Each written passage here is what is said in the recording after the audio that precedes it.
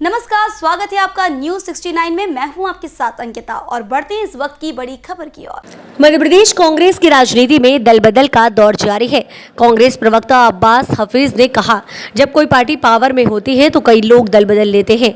उन्होंने मिसाल देकर बताया कि कुछ लोग 2018 में जब कांग्रेस सरकार बनी तो कुछ लोग बीजेपी का दामन छोड़कर कांग्रेस में शामिल हुए और सरकार गिरने के बाद दोबारा बीजेपी की ओर चले गए। तो ये कोई नई बात नहीं है। साथ ही अंत में उनसे पूछा गया कि भाजपा के लोकसभा प्रत्याशी के रूप में आलोक शर्मा को कैसे देखते हैं, तो कहा कि आलोक शर्मा एक हारे हुए प्रत्याशी, विधानसभा चुनाव लगभग 27,000 वोटों से हारे थे और इस बार भी करारी हार का सामना करना पड़ेगा। देखिए, पहली बात तो यह है, राहुल जी ने सबसे पहले ये कहा था कि जिसको डर लगता है आरएसएस में वो जा सकता है, बीजेपी में जा सकता है, और जो नहीं डरता है वो कांग्रेस पार्टी में शामिल हो। तो जो लोग डर गए हैं वो जा रहे हैं, जिनके व्यापार ऐसे हैं, जिनको संरक्षण चाहिए सरकार का, वो जा रहे हैं। इस भारतीय जनता पार्टी की सरकार में यही दमन देखा है हमने कि अगर कोई विरोधी है तो उसको दबाने के लिए हर संभव प्रयास किया जाए, उस पर कार्रवाइयाँ की जाएं और उसको अपने पार्टी में शामिल किया जाए, भले ही उस पर कितना ही हमने भ्रष्टाचार का बीजेपी को आरोप लगाते हुए देखा हो।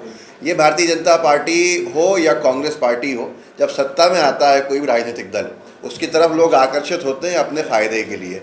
जब कांग्रेस पार्टी आई थी सत्ता में 2018 में, तब हमने देखा था स्वर्गीय सरताज सिंह जी जैसे मंत्री स्तर के लोग, रामकृष्ण कुसमारिया जी जैसे मंत्री स्तर के लोग ये कांग्रेस में शामिल हो गए थे। सरकार गिरी कांग्रेस की, दोबारा बीजेपी में चले गए। तो ये आदान प्रदान एक कैटेगरी है जिसका होता रहता है और उनकी निजी व्यापार भी एक बड़ा विषय रहता है। ऐसे लोग बीजेपी में जाके क्या बीजेपी का फ़ायदा करेंगे, बल्कि नुकसान ही बीजेपी का हो रहा है। उनका कार्यकर्ता हताश है, निराश है और वो आज देख रहा है कि कैसे उसके कार्यकर्ताओं को बीजेपी ठगने का काम कर रही है। सर, जिस तरीके से हम देख रहे हैं, ये किसी प्रलोभन का लालच दिया जा रहा है या फिर किसी ईडी का डर सता रहा है जो लोग पार्टी छोड़ के जा रहे हैं? देखिए, ये तो अब आप खुद उनके व्यापारों को देख सकते हैं कि किस स्तर के ऊपर डराया धमकाया जा रहा है।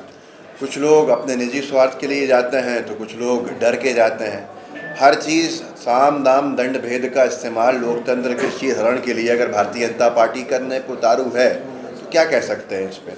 जो नहीं जा रहा है, आज झूठ बोला जा रहा है। 100 कार्यकर्ता, 1000 कार्यकर्ता झूठ बोलते हैं।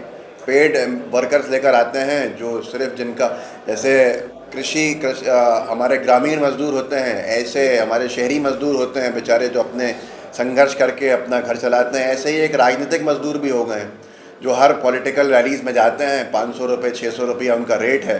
वो बीजेपी के साथ जुड़े होंगे, बीजेपी खड़ा कर देती है उन लोगों को। दे सूची किसकी, तो इक्का दुक्का लोग जा रहे हैं, कोई बहुत बड़ी संख्या में लोग नहीं चलेगा। कांग्रेस का कार्यकर्ता मैदान में है। हमारा 41% का वोट शेयर है इस मध्य प्रदेश में, वो ऐसे ही नहीं है। आलोक शर्मा जी ने आज नामांकन दाखिल करा, क्या कहेंगे? हारे हुए प्रत्याशी हैं, जोश के साथ कर रहे हैं, खुशी का मौका कभी कभी मिलता है। जो व्यक्ति 27,000 वोट से हारा हो, उसको बीजेपी ने जनता के जनादेश के विरोध में जाके टिकट दिया हो, टिकट देने का काम किया हो, तो वो उनकी क्या उपलब्धि है। गिना दें महापौर रह के क्या उपलब्धि की थी। नामांकन दाखिल किया ज़रूर है, लेकिन इस बार मध्य प्रदेश की राजधानी अपना रुख बदलेगी और आलोक शर्मा जी, जिनके विरोध में जनता ही नहीं, बीजेपी के कार्यकर्ता, बीजेपी के नेता भी हैं, उनको करारी हार का सामना करना पड़ेगा। इस खबर पर आपकी क्या राय है, हमें कमेंट सेक्शन में जरूर बताएं। तब तक के लिए धन्यवाद।